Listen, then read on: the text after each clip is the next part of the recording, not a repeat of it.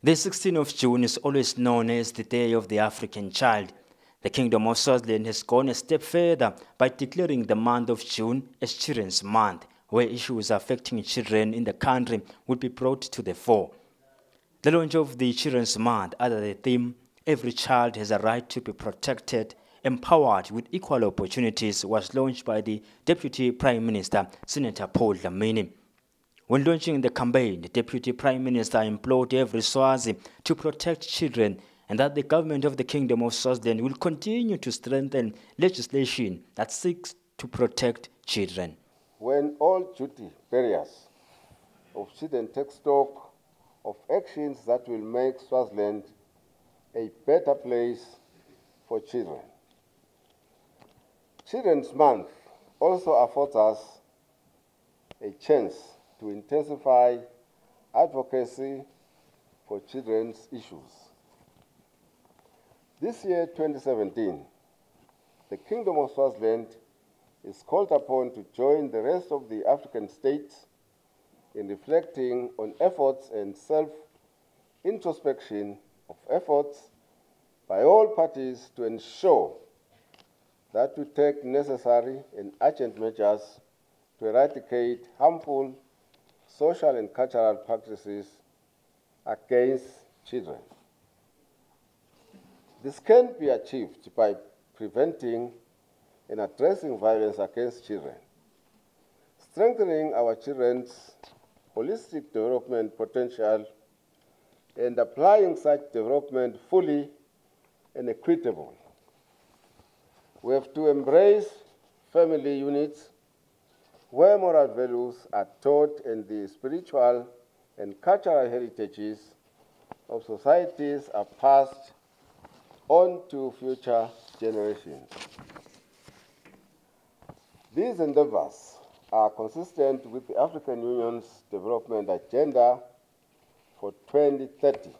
UNICEF also renewed her commitment in supporting programs that are meant to protect the child. UNICEF country representative Rachel Odede said children have a right to quality education, quality health services.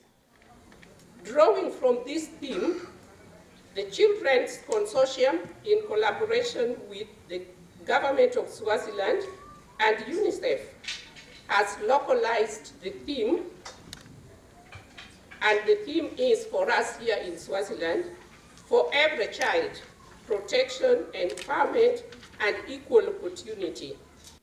Other stakeholders also committed themselves that they will work together to protect children in the kingdom. 5 years ago, Swaziland was rated number 9 in Africa in terms of having a conducive environment for children. Unfortunately, things have changed for the West. For Swazi TV News, I'm Linton Kule, Ezulwini.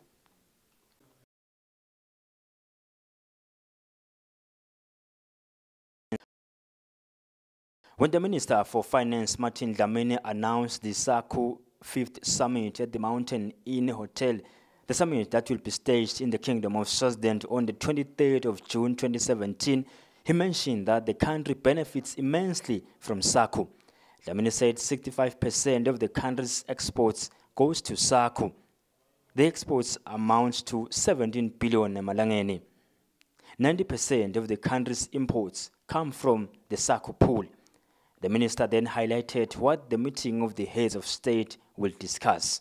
During the summit, heads of state will, among others, receive progress reports with regards to the implementation of the roadmap, which was approved by SACU heads of state and government in November 2015 in Windhoek, Namibia. The roadmap covers the following areas. A, regional industrial development. The aim here is to identify sectors for cross-border collaboration and value addition. B, review the revenue sharing agreement. During the meeting, the summit will further receive a report with regards to the progress that has been made with regards to the review of the SACU revenue sharing arrangement. C.